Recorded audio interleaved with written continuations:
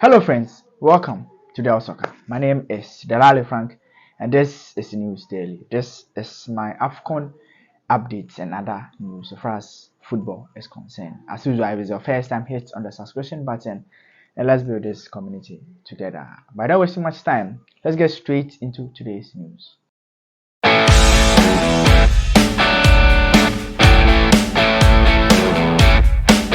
Brilliant. So today we're going to talk about the African Cup of Nations. We're also going to talk about Nigeria qualifying to the last four, so far as the Afcon is concerned. A team that their countrymen didn't even believe that they could go out of the group stages or qualify from the group stages. They are all the way to the semis. We're going to talk about DR Congo, who also managed to beat Guinea by 3-1, and other games that are going to be played today. But before that, I want us to talk about the Super Eagles. They won 1-0, basically on a 1-goal project so far. But there's somebody that deserves all the credit. Today, we're going to look at the secret behind Nigeria's success and how they've been excellent in this particular competition. So remember that the Super Eagles, before this Afcon, they were struggling. When I say struggling, all their World Cup qualifiers, they didn't pick a single win. They played 3 matches and it has all been draws.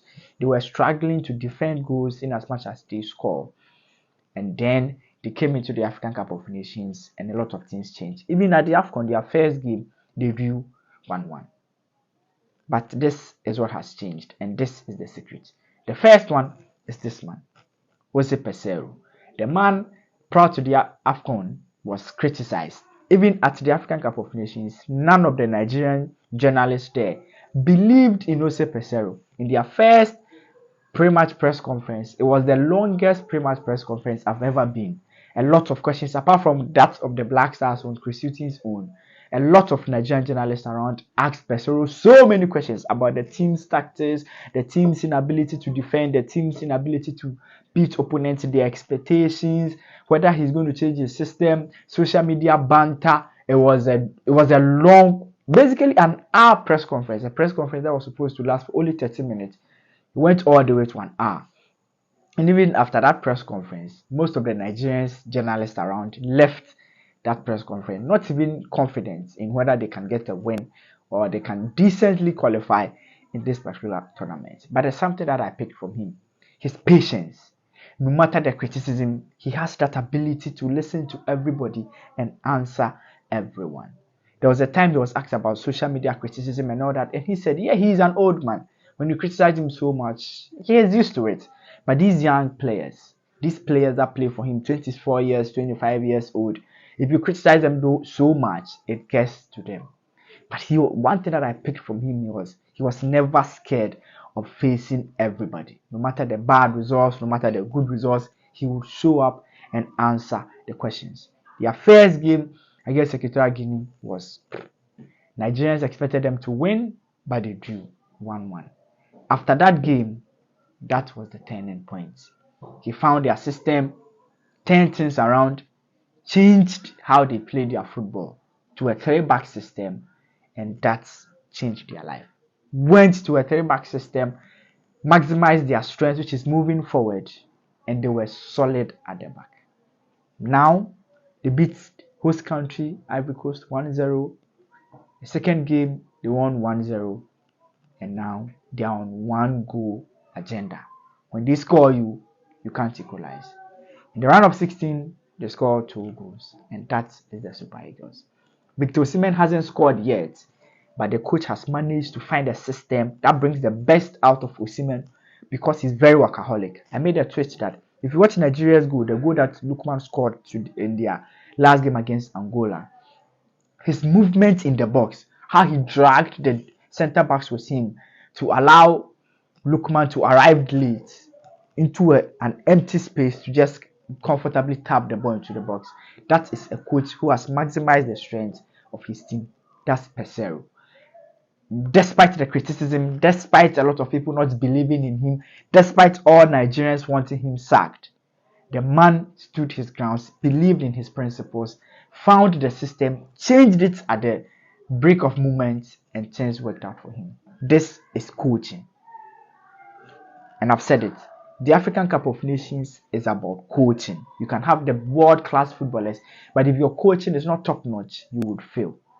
Another man that deserves credit in this Super Eagles turnaround is their goalkeeper, Stanley.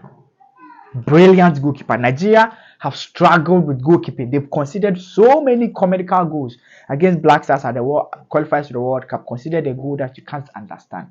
Has always been a problem when it comes to goalkeeping. But Stanley, a player that plays in the South African League, has changed the fortunes of the Super Eagles. In their game against Angola, made a crucial first-minute save that kept them in the game. On a personal note, do you have a set target for this tournament? A target? Yeah. A target on this tournament. I want to get like 4 clean sheets and also the trophy. For me, 2 people deserve this credit for how Nigeria have played. One, Pesero, for believing in himself even when everybody didn't believe in him. When the whole country wanted him gone, he stuck to it, and now he's winning. He's in the semis. Even if Nigeria don't go ahead to win the Afcon, which I don't want them to win, but it looks like they will win, he has overachieved. He has found the system that brings the best out of the Super Eagles, and I think he staying there would help them a lot. The goalkeeper too as well. Another thing that is working for them is the friendship among the squad. Ademola always score, but at the moment we don't need to be selfish. We just need to feed them and they score, and I'm really happy he utilized the chances. Actually, the mood is very good in the camp. Likewise, everyone. We don't even think about this, and I believe even him, he don't think about scoring. He think about victory. If he have the opportunity, he will score. But if you have the opportunity, once again, he still give the pass. But the important thing I can say is we just want to win. We don't care who score, who don't score. I think Alex Iwobi talked about it, that it's not even about them having a lot of players in the team, but also what is working for them is the friendship and the fact that they are all there and ready to fight for each other. For me, that's something that I've picked out of the team. They are not just a group of footballers, they are friends. Look at the relationship inbox, like of the scenes videos that I've seen, how they react, how they charge each other. Look at Ahmed Musa. He's the captain of the team. He is yet to play a game. But come on. He's like an assistant coach to Pesero. On the feet, fighting with the boys. He's the first player to celebrate when the team scores a goal. If you remember Ghana's team that excelled from 2006 all the way to, let's say, 2013 to the 2014 World Cup, where things went upside down. Those guys were friends. Asamoah Koja Samoa, Jonathan Mensah, Muntari, Michael Essien. Those guys were friends. They were not just footballers. They were friends that meet and have fun, eat together. And in national team football, you don't need that. You don't need just quality of players. You need friendship. You need players that are friends that can come together and be good to each other. They are willing to cover each other's lines. They are ready to cover up each other's errors. That's what the Super Eagles have that is working for them. At this point, not many teams in this competition can beat them. And for me, we just have to make sure that they don't win. Because if this Super Eagles national team wins this Afcon, Charlie, we have to log out on social media. But banter aside, the kind of football they are playing, I'm scared that they will win. Like, no team is, you see, they have all the quality players, and once the system works for them, you are doomed. You remember the Black Stars and the One Goal project? I think the Super Eagles have found one, and Pesero deserves a lot of credit for that. Another thing that we need to talk about in this Afcon is DR Congo. I told you about DR Congo. For them, they played tough games. Played Egypt, played Morocco, drew with them, and I told you, if they are going to play Guinea, come on. If they've been able to go through this, Guinea should be one of the teams that they should dispatch. Guinea scored earlier. They came back and beat them by 3-1. They are through to the semi-finals, and the head coach said, the Afcon is not about teams that are lucky. It's teams that work hard, and for me, I think they really work hard.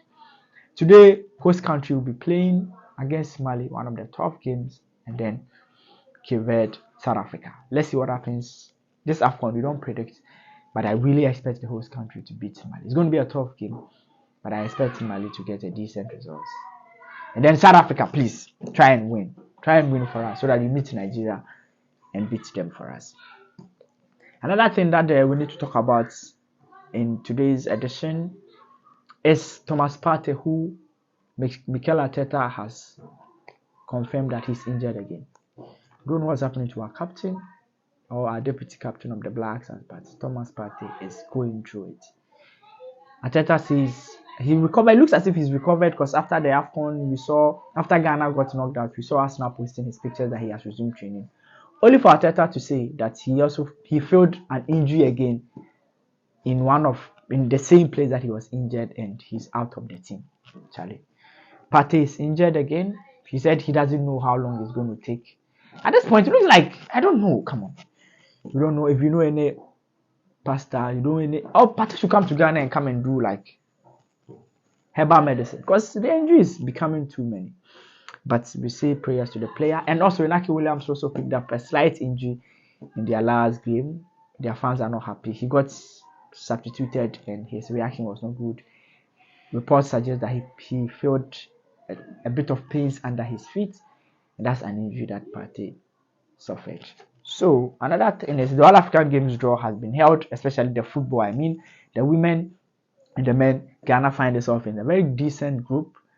And a group that Ghana should qualify from the U20. So Ghana is going to use the U20 team to play. So the U20 head coach has spoken. He's confident of Ghana's qualifying. I can't play his video because of copyright issues. But in summary, he's confident that Ghana can qualify. He believes that the team is well prepared. They're just hoping to make Ghana proud in these African Games. Just an update from the African Games to the accreditation for the African Games, especially the media, has been announced. So I'm going to leave the link in my bio so that journalists can also follow, because I've been getting a lot of comments, or let's say people have asking me when is it going to come out. So I'm going to leave it in the comment section so that you can all apply as journalists for accreditation. And let's meet at the African Games after the African Cup of Nations. Guys, my name is Delali Frank. This is today's edition. But let me know, do you think Nigeria can win the Afcon? Do you want them to win as well? Apart from Nigeria, which team do you think should go and win? If it's not Nigeria, I want Ivory Coast to win. But it will be dependent on today's victory. I think the host country,